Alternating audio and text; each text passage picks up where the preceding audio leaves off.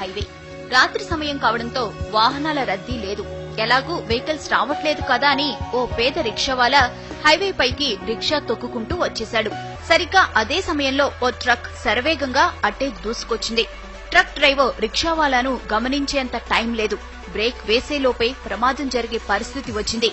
సరిగ్గా అదే సమయంలో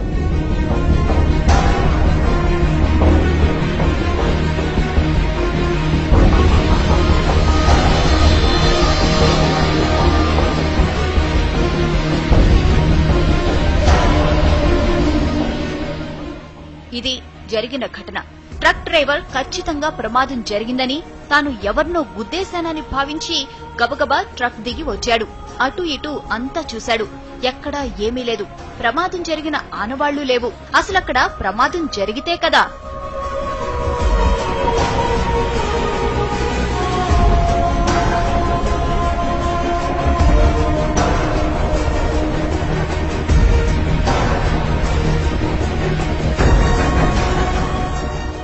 రిక్షావాలాను రక్షించిన అదృశ్య శక్తి అతన్ని రోడ్డు పక్కన విడిచిపెట్టింది.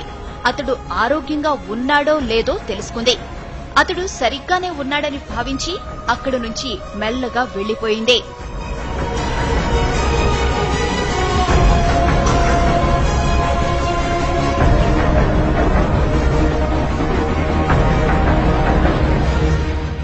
ఇంతకీ ఆమె ఎవరు? అంత వేగంగా ఎలా వచ్చింది? ప్రమాదం జరగకుండా ఎలా అడ్డుకోగలిగింది? ఆమె రాగానే మెరుపు ఎందుకు వచ్చింది? ఇలా ఎన్నో అనుమానాలు, ఎన్నో అంతుచిక్కని ప్రశ్నలు.